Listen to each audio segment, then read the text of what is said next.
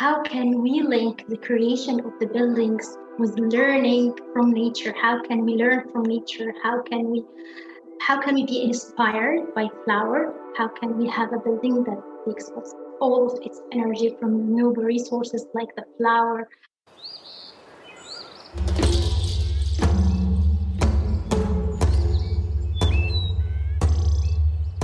This is the Regenerative Real Estate Podcast. Revitalizing the world together.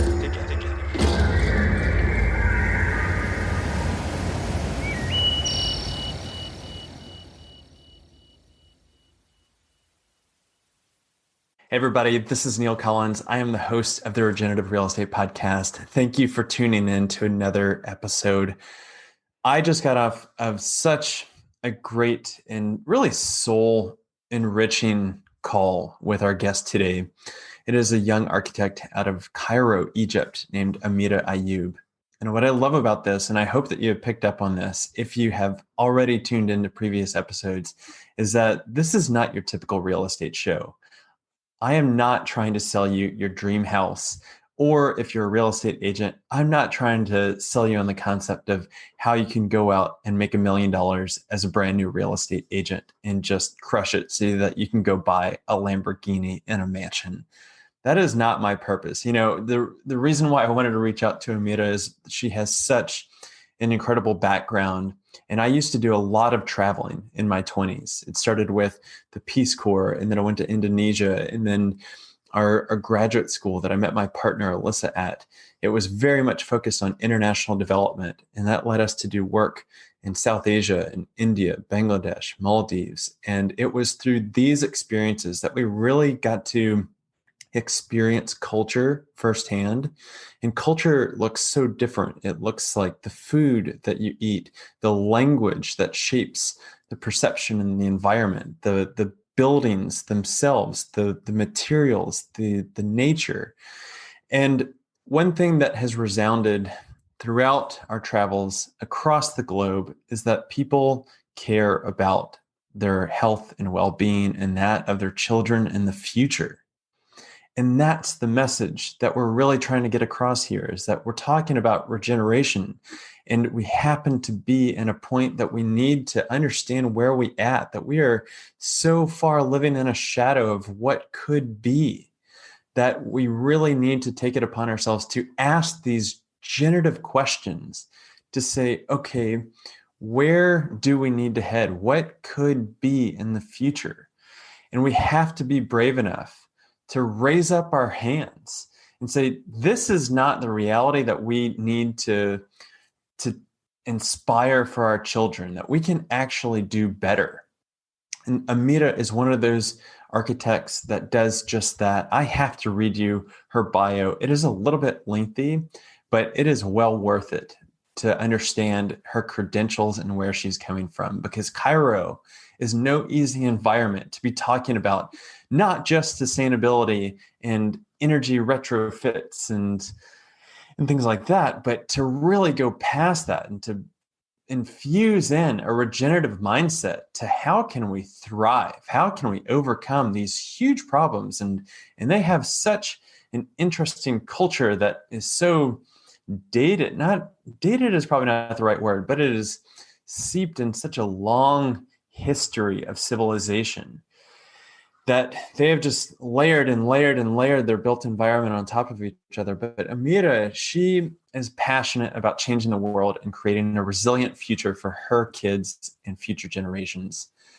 raising awareness about global climate change issues by connecting people to nature, education, and designing pilot projects is what she's currently working on. She's an architect, a sustainability consultant, a United States Green Building Council lead and WELL faculty, and she's an experienced educator with really strong backgrounds in lead and professional education with more than 13 years experience, where she holds credentials in lead, in WELL, and she's also a Living Future accredited ambassador, as am I. She started the IFLI, the International Living Future Cairo Collaborative, and has really started to see that grow. She's volunteering with Egypt Green Building Council and is a sustainability consultant and assessor. She was nominated by a committee with the UN with 100 other visionary thinkers and interdisciplinary thought leaders from around the world to join the Resilience Frontier initiatives. So you can see that her resume just speaks for itself. She is the architect that's registered the first living building and as well as the first Fitwel building in the greater Middle East region. And I can't even imagine, I'm recording this now in Portland, Oregon, that it is a very progressive place. If you want to talk about green building, you can go find somebody that really gets it.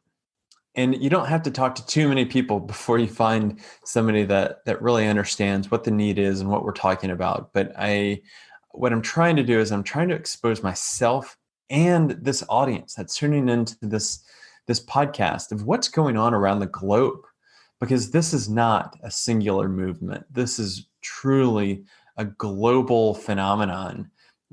And it's not just a coincidence. It is a response to what has happened, because for every action, there is a reaction.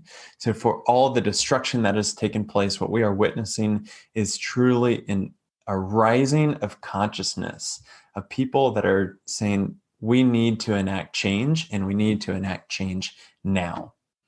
So without further ado, I look forward to introducing Amira Ayoub to you. And please bear in mind, we are dialing in from across an ocean, and internet connection sometimes isn't the best.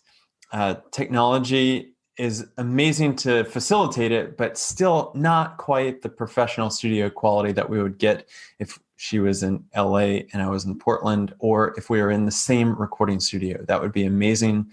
I hope one day that I will be able to sit down face to face and go really in depth with Amira. So with that preface of please forgive the technical difficulties, I know that you're going to love this episode. Hey everybody, welcome back to the show. We have Amira Ayoub on, and I'm so glad that we took the opportunity to find a time that works, because this is her weekend night. But Amira, where in the world are you? Because you're somewhere not used where our other guests have traditionally been from. Well, hello, Neil. First of all, hello. I'm so happy to be here with you tonight and today for you. I'm here in Egypt. I'm based in Egypt, in Cairo, and it is 7 p.m. here in Cairo.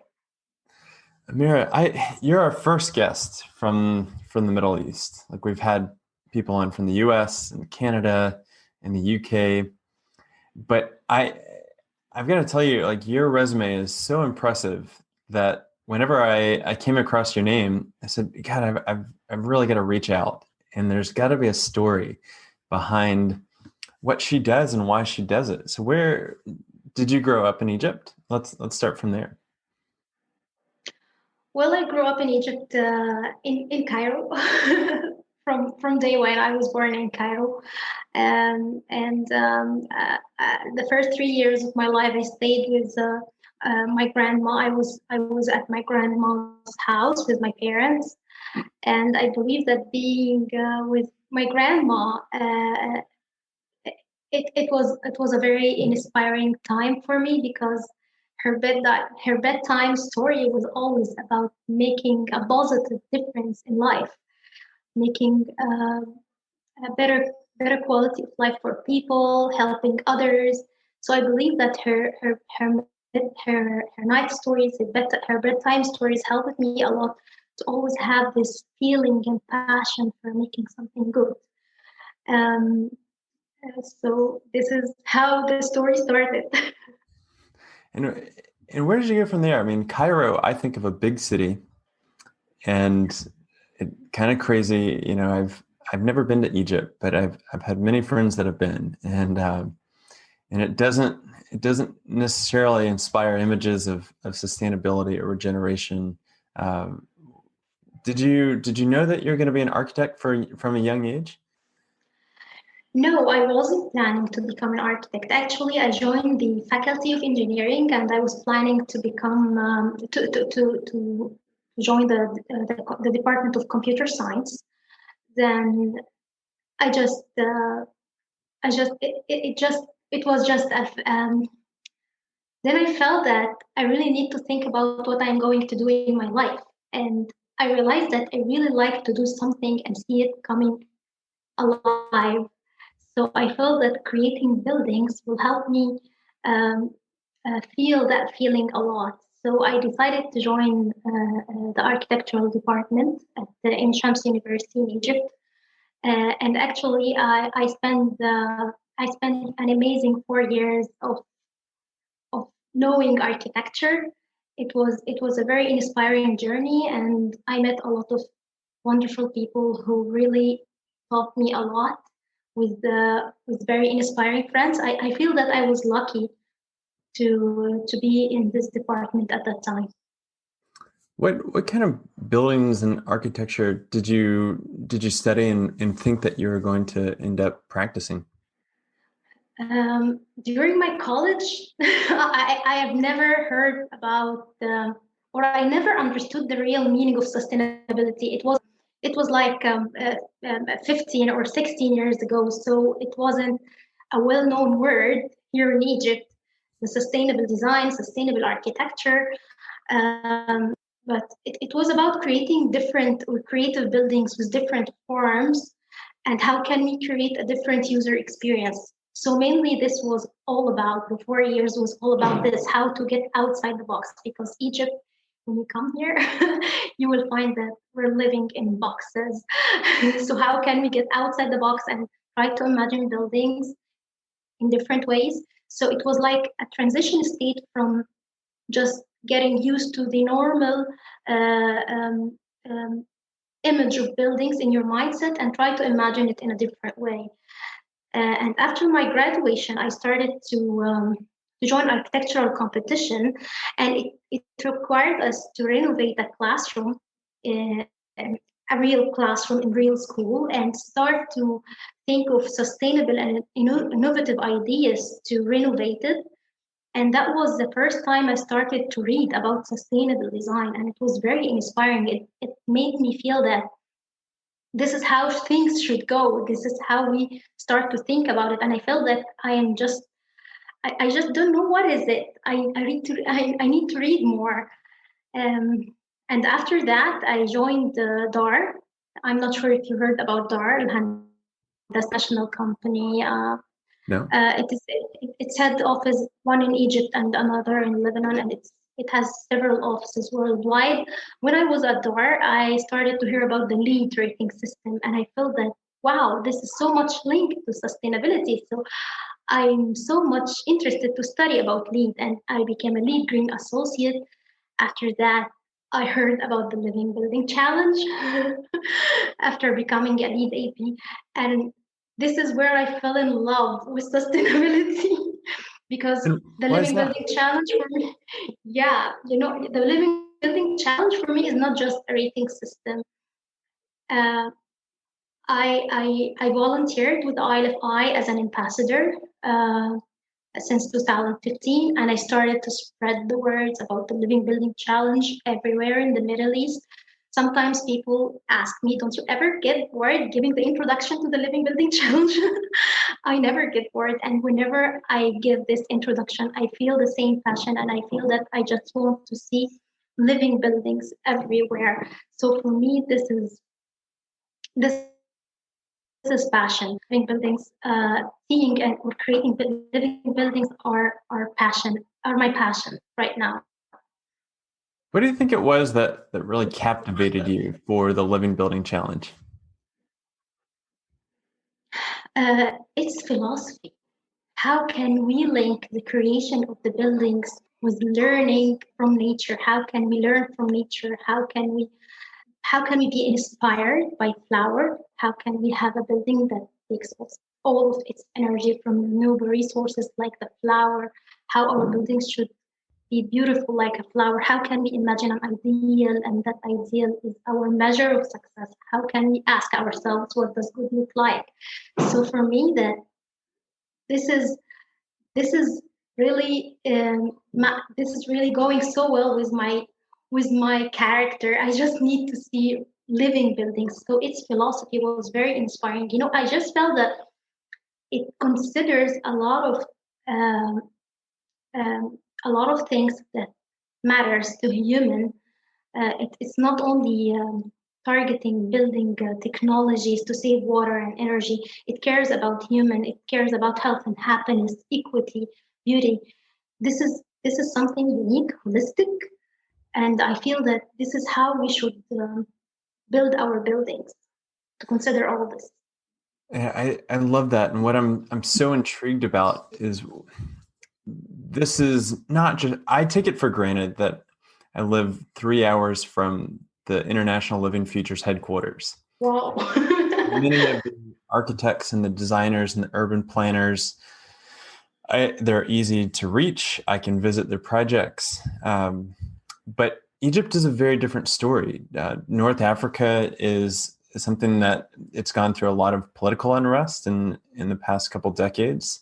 So what's the reception to sustainability and regenerative thinking in your region? Because I would imagine that not a lot of our listeners are familiar with it, and that's the essence that I'm really trying to get at. That this is not just a U.S. or North America based thing, but it's captivating the attention around the globe.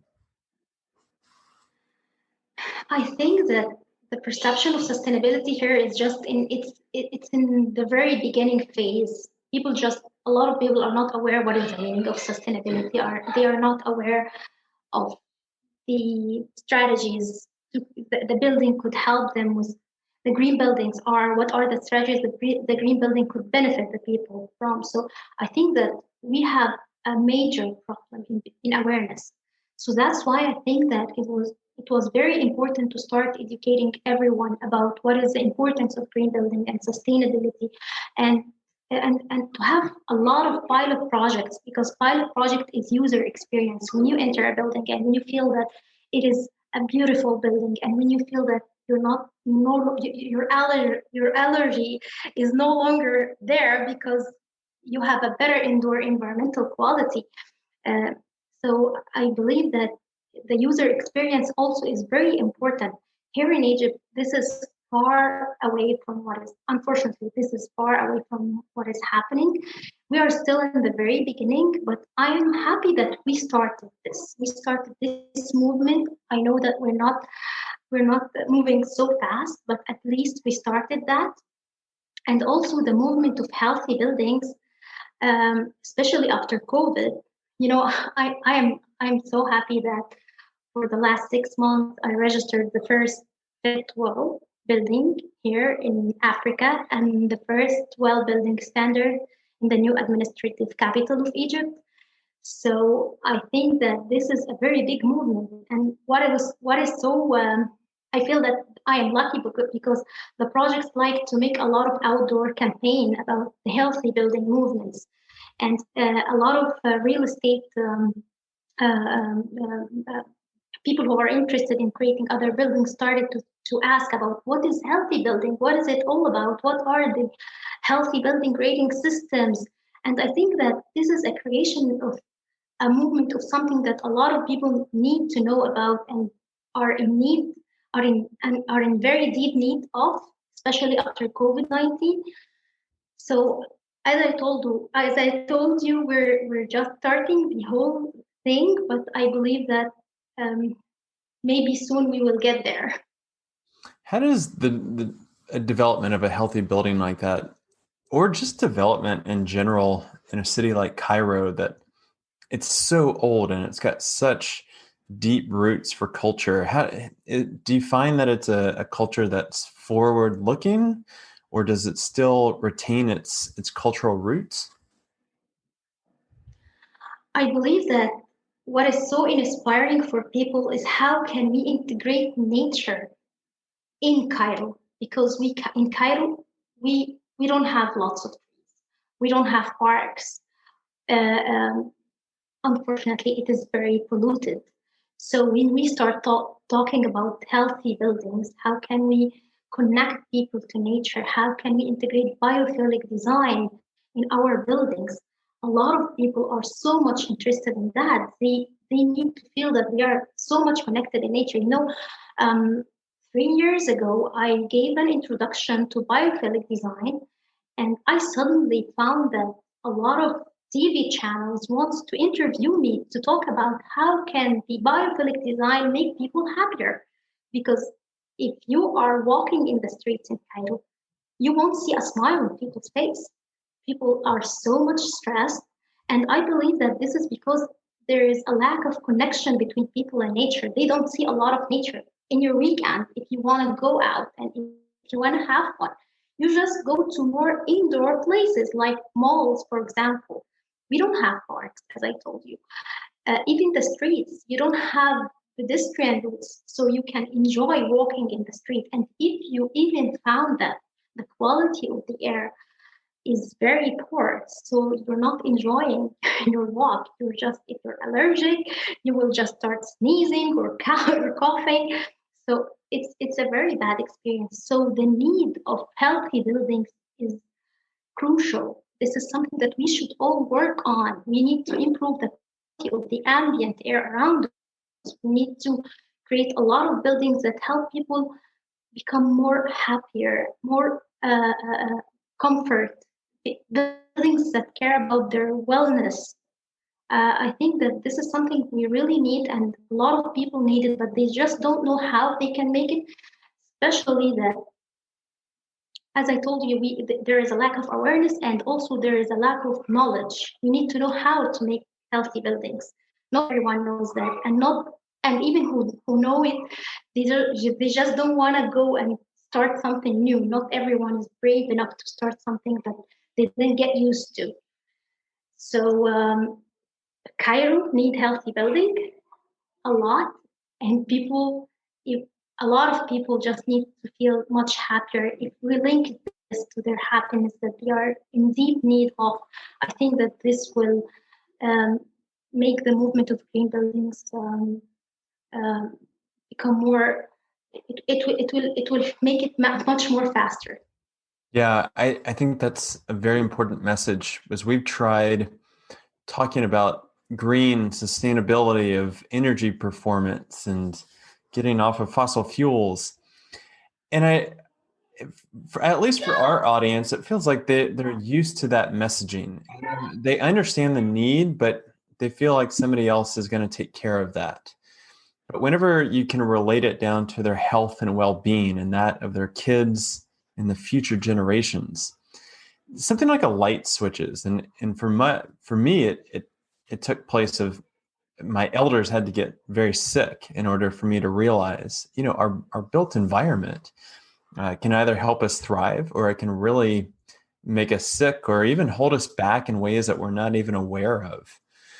So I think that it's such an amazing call to action that you just put out. You started the Egypt Collective with the International Living Future Institute. What are you finding that there is a growing interest amongst architects or the youth or the general population in North Africa for healthy buildings? Well, in Egypt, a lot of people are so much interested in core. The new program of the Isle of Eye that was launched in 2019, because core is they find it much more achievable than the Living Building Challenge certification. And recently, a lot of people are studying how they can apply for, and I'm happy for this. And I think that it was a very smart move for the Isle of Eye to start thinking about how to become scalable, because we need to see a lot of living buildings, and there's a lot of countries that just need to start creating living buildings. And I think that core is a very good start for us here in the Middle East. And in the Emirates, I think that there is a very big movement for certifying zero energy and zero carbon buildings. And I'm happy for that. There is an MOU between the Isle of Eye and the Emirates Green Building Council for the zero energy and zero carbon certificates. And I think that this will help in letting all the investors in the UAE know about the Isle of Eye programs. And I think that this will be a very good move. As I told you, I think that pilot projects creating the first living building in UAE or Egypt or anywhere in the Middle East will be will create the user experience that will invite everyone to do more, and it will educate everyone that we're in arid climate. There is a living building right there. You can see how much this building saved water, saved energy. Come and visit it. Exactly the same thing the Bullet Center did. No one ever imagined that we would see a building like the Bullet Center.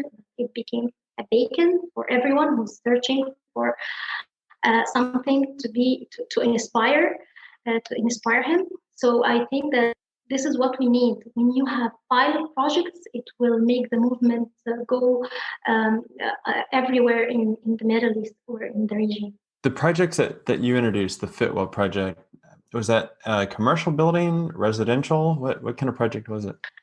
It's a multi-use building. It has offices, clinics, and hotel apartments.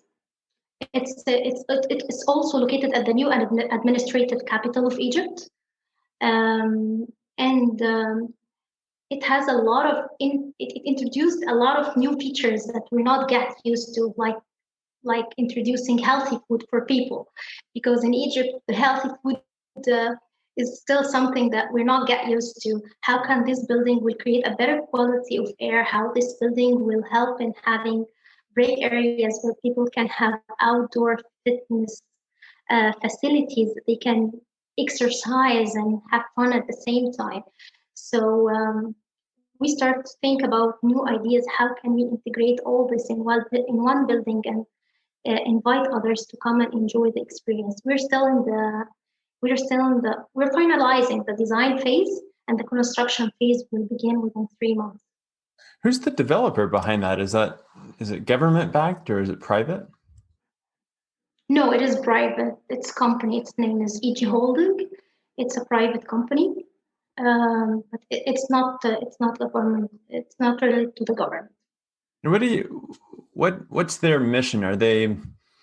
Is it purely a financial play of they think that they can capture higher rents and like really provide that pilot of, these amenities are a good real estate investment, or are they more mission driven towards promoting regenerative thinking in the built environment? What do you think?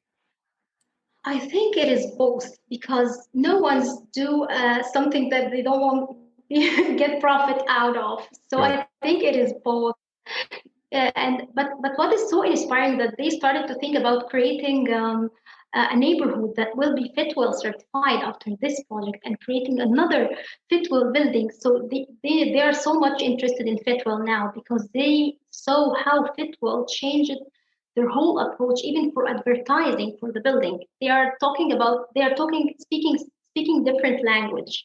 This is a different language on the market, and people, some people came and asked me to work on a well building, because they said that we already have the first Fitwel in the new capital. We need the first well in the new capital.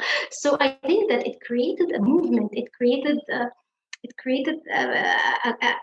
question for people to. It raised a question for everyone to know what is it, and we need to know something better than that. So I think it will create a benchmark, even if we are still starting, but it will create a benchmark for everyone to come and do something better. So I think that this will have a positive impact on the future. Hey everybody, this is Neil. We are going to get back to this great conversation in just 1 second. But I think it's fair to say that right now we are facing some pretty unprecedented challenges in the 21st century. I mean, you name it, environmentally, socially, economically, we've got some big problems that we need to overcome. And that's why, for me personally, and the people that work with us at Latitude, we want to dedicate our time and our energy so that we are not only working to put food on the table and a roof over our heads, but also make the world a better place. And so if you are at all interested in combining your sustainability values with a very powerful financial model of real estate, then I highly encourage you to check out what we are doing at Latitude.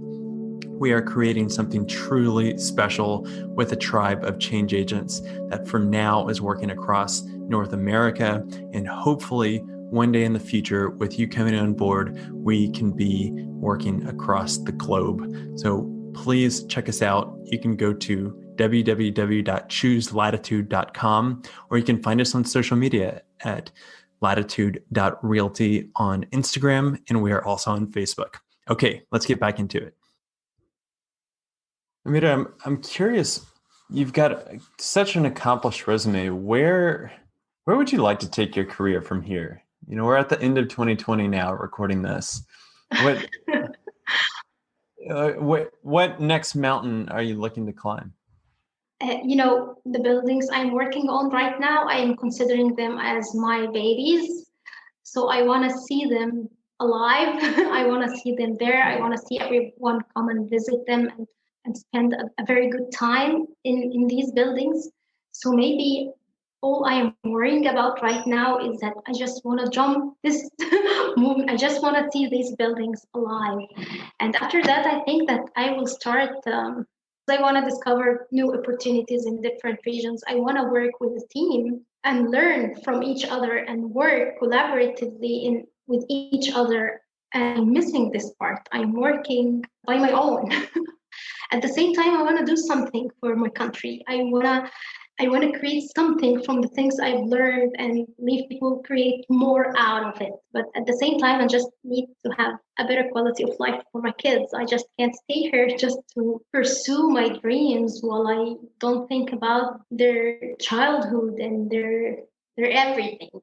I just need a better life for them. So I don't think that I will stay here for long, but I don't have a clear plan. I'm not sure if I share this with the audience. So this question is, I'm not sure if I can answer it. Look, I think that it takes a lot of bravery to say that you're wanting a better future for your kids and a healthier future and a brighter future. And I think that it deeply resonates with every single parent in the world that can understand that. And especially during a time of such uncertainty around the globe with COVID, with politics, with the economy, you realize that 99% of the entire population is just, it almost feels like they're brainwashed, or maybe they've been eating terrible food and breathing unhealthy air for so long that we're just in a chemical fog. It's a joke that I have with my wife, but it almost feels like it's true that like what we're talking about is so counterculture to people that they're just in the rat race and they can't, like, you just want to shake them to wake people up. So I can empathize with what you're talking about.